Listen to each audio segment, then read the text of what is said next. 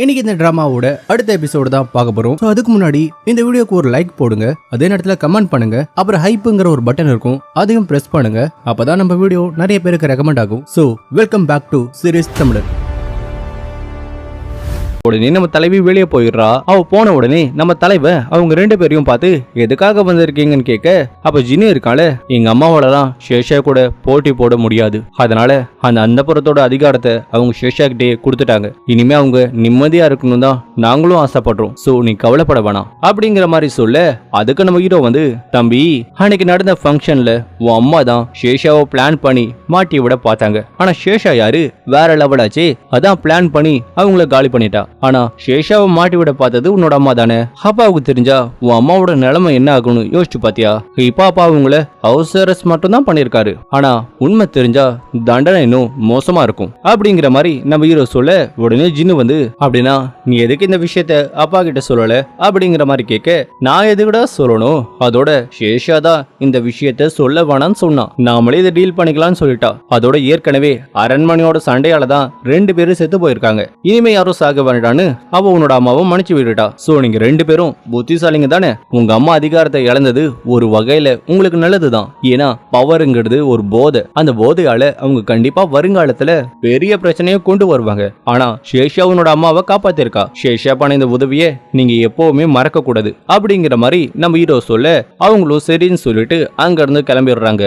அப்ப நம்ம அங்கே வந்து, இளவரசி அந்த ரெண்டு பேருமே ஏற்கனவே நம்ம இளவரசி மேல பைத்தியக்காரத்தனமா காதல் பண்ணிட்டு இருக்காங்க. இப்ப நீங்க என்னன்னா அவங்க அம்மாவை இளவரசி தான் காப்பாத்தின மாதிரி சொல்லியிருக்கீங்களே, இப்படி இருக்க அவங்க மறுபடியும் இளவரசி மேல காதல் வந்தா என்ன பண்றது அப்படிங்கிற மாதிரி ஹாங்வே கேட்க, அப்ப அதே நேரத்துல நம்ம தலைவி வந்து அவளோட ரூமுக்கு வந்துகிட்டு இருக்கா. அப்ப இவங்க ரெண்டு பேரும் பேசுறத கேட்டுடுறா.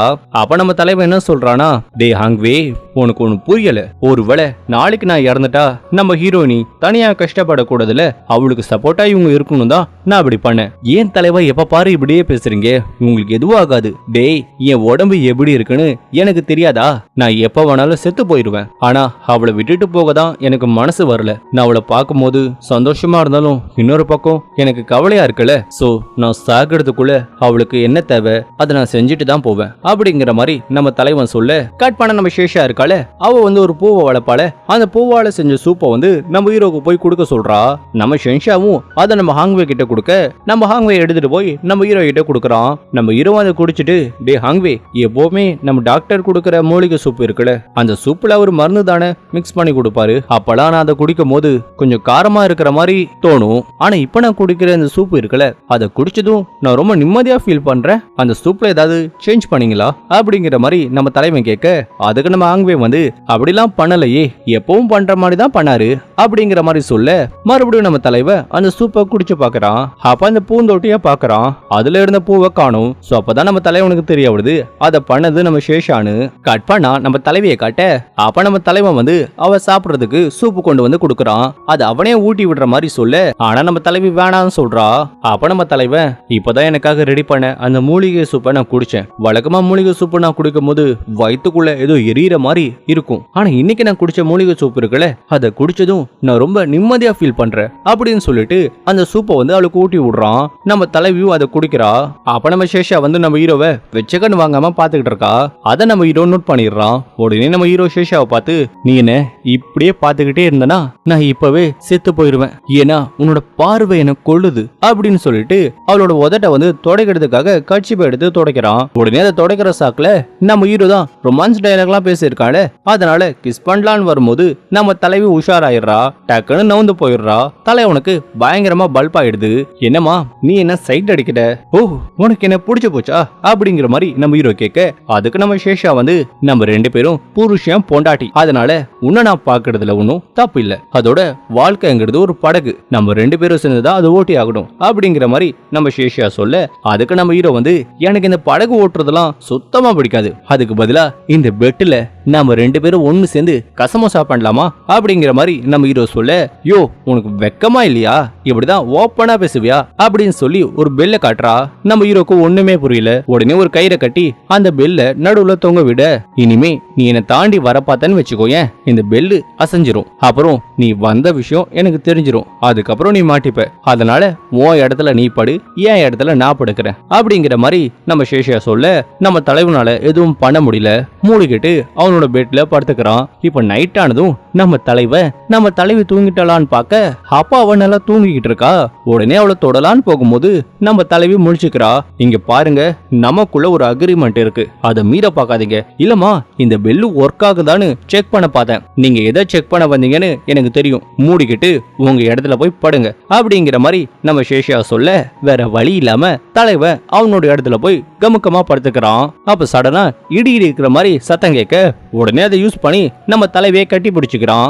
யோ என்னையா பண்ற, எனக்கு இடினா பயம், அதான் உன்னை கட்டி பிடிச்சுக்கிட்டேன். இங்க பாருங்க, அன்னைக்கு நீங்க அந்த வீரர்களோட சண்டை போட்டதை நான் பார்த்தேன், சோ உங்களுக்கு பயமே இல்லைன்னு எனக்கு தெரியும், நடிக்காதீங்க அப்படிங்கிற மாதிரி நம்ம சேஷா சொல்ல, ஆனா நம்ம ஹீரோ சத்தியமா இடினா பயம் சொல்லி அவளை கட்டி பிடிக்கிறான். ஆனா நம்ம தலைவி அவனை தள்ளி விட்டுறா. உடனே நம்ம தலைவன், இந்த மணி வேற சத்தம் போட்டுக்கிட்டே இருந்தா எனக்கு எப்படி தூக்கம் வரும், நீங்க அமைதியா மூடிக்கிட்டு உங்க இடத்துல படுத்தா இந்த மணில இருந்து எந்த சத்தமும் வராது, சோ அமைதியா உங்க இடத்துல படுங்க அப்படிங்கிற மாதிரி நம்ம தலைவி சொல்ல, அப்ப அதே நேரத்துல நம்ம ஷென்ஷுவும் நம்ம ஹாங்வேவும் அந்த மணி சத்தத்தை கேட்டுக்கிட்டு இருக்காங்க. நம்ம ஹாங்வேக்கு என்ன நடக்குதுன்னே புரியல. ஆனா ஷென்ஷு வந்து உள்ள ஏதோ வேற மாதிரி நடக்கிற மாதிரி வெக்கப்பட்டு சிரிச்சுக்கிட்டு இருக்க. உடனே நம்ம ஹாங்வேவை பார்த்து, ஏன்பா ஹாங்வே, உனக்கு யாராவது அண்ணன் இல்ல தம்பி இருக்காங்களா? எனக்கு ஒரு தம்பி இருக்கான், ஏன் கேக்குற? ஓ உனக்கு ஒரு தம்பி இருக்கானா, சரி அவனோட பேரு என்ன? வேவா? அவனோட பேரு வேணு, உனக்கு எப்படி தெரியும் அப்படிங்கிற மாதிரி நம்ம ஹாங்வே கேட்க, அப்ப என்னன்னா சிரிக்கிறா. கட் பண்ண அடுத்த நாள் நம்ம தலைவி வேலைக்கு போறதுக்காக ரெடி ஆயிட்டு இருக்க. அப்ப நம்ம தலைவன் அவளையே வெச்ச கண்ணு வாங்காம பாத்துக்கிட்டு இருக்க. அப்ப நம்ம தலைவி, இங்க பாருங்க, எனக்கு வேலை இருக்கு, சோ நான் வேலைக்கு கிளம்புறேன், சரி நான் போன பிறகு நீங்க என்ன பண்ண போறீங்க அப்படிங்கிற மாதிரி நம்ம தலைவி கேட்க, உடனே நம்ம ஹீரோ வந்து, என்னமா நான் என்ன பண்ண போறேன்னு ஒரு பொண்டாட்டி மாதிரி கேக்குற? ஓ அப்படின்னா என்னோட பொண்டாட்டியா இருக்க உனக்கு பிடிச்சு போச்சா அப்படிங்கிற மாதிரி நம்ம ஹீரோ கேட்க, உடனே தலைவி என்ன சொல்றதுன்னு தெரியாம தலையில அடிச்சுக்கிட்டு அங்க இருந்து அவளோட வேலைக்கு கிளம்பிடுறா. இப்ப வேலையை முடிச்சுட்டு நம்ம தலைவி டயர்டா வீட்டுக்கு வர, அங்க நம்ம தலைவன் அவளுக்காக வெயிட் பண்ணிட்டு இருக்கான். நம்ம தலைவி வந்ததும் அவளை ஒரு ஊஞ்சல்ல உட்கார வச்சு அவளை நல்லா கவனிக்கிறான். இன்னைக்கு பயங்கர வேலை, ஆனா இனிமே எல்லாருமே என்ன திமிரு பிடிச்சவனு சொல்லுவாங்க, எனக்கு அப்படி தெரியல, நீ தைரியமா இருக்க, ஆனா உன்கிட்ட ஒன்னு சொல்லுவா, வெளியே நீ ஒரு சிங்கக்குட்டி மாதிரி இருக்க, ஆனா வீட்டுக்குள்ள உன்னோட புருஷன் பூனைக்குட்டி மாதிரி உனக்காக வெயிட் பண்ணிட்டு இருக்கேன் அப்படின்னு சொல்லிட்டு நம்ம ஹீரோ நம்ம தலைவிக்கு ஒரு ஸ்வீட்டை ஊட்டி விடுறான். அதுக்கப்புறம் நம்ம ஹீரோ சொல்றான், உனக்கு என்ன தோணுதோ அதை பண்ணு, நீ யாருக்கும் அடங்கி போக வேணாம், எனக்கும் சரி இல்ல யாருக்கும் சரி நீ அடங்கி போக வேணாம், நான் எப்பவுமே உனக்கு சப்போர்ட் பண்ணுவேன் அப்படிங்கிற மாதிரி நம்ம ஹீரோ சொல்ல, நம்ம தலைவி பிளாட் ஆயிடுறா. கட் பண்ணா நம்ம சேஷாவோட தங்கச்சியை காட்டுறாங்க. அவ வந்து ஏதோ ஒரு பிசினஸ் விஷயமா எங்கேயோ வந்திருக்கா போல. அப்ப நம்ம இளவரசன் லீ இருக்காளு, அவன் வந்து குதிரை வாங்குறதுக்காக வந்திருக்கான். ஆனா அந்த குதிரை விற்கிறவர் இருக்காருல்ல, அவர் வந்து வேற மொழியில பேசுறாரு போல. அதனால இளவரசனோட ஆளுங்க அந்த குதிரைக்காரனோட சண்டை போட்டுட்டு இருக்க. உடனே நம்ம தங்கச்சிக்காரி அங்க போய் அந்த குதிரைக்காரங்கிட்ட பேசி அந்த குதிரைய வாங்கி கொடுத்துடுறா. நான் எதிர்பார்க்கவே இல்ல, உங்களுக்கு சூடு நாட்டோட மொழி கூட தெரியுமா, நான் இளவரசி பெண்களின் கூட இருந்தல, அதனால அந்த பாஷையை கத்துக்கிட்டேன் அப்படின்னு சொல்லிட்டு இருக்கும்போது அவ அங்க இன்னொரு குதிரைய பாக்குறா. அது கொஞ்சம் மொரட்டத்தனமான குதிரை. அது தெரியாம அவ வந்து அதை கொஞ்சலான்னு போகும்போது நம்ம இளவரசர் லீ வந்து, அது மொரட்டத்தனமான குதிரை, அதை தொடாத, உன் ஏதாவது பண்ணிட போதுன்னு சொல்லி தடுக்க வர. ஆனா நம்ம தங்கச்சிக்காரி அந்த குதிரையை தொட்டதும் அந்த குதிரை அவளை எதுவும் பண்ணல. அதுக்கு பதிலா அந்த குதிரையும் நம்ம தங்கச்சிய கொஞ்சுது. உடனே நம்ம தங்கச்சிக்காரி அதுக்கு சாப்பாடும் கொடுக்கறா. நம்ம இளவரசர் லீ வந்து அவளை ரொம்ப ஆச்சரியமா பாக்குறான். உங்களுக்கு குதிரை கூட வளர்க்க தெரியுமா?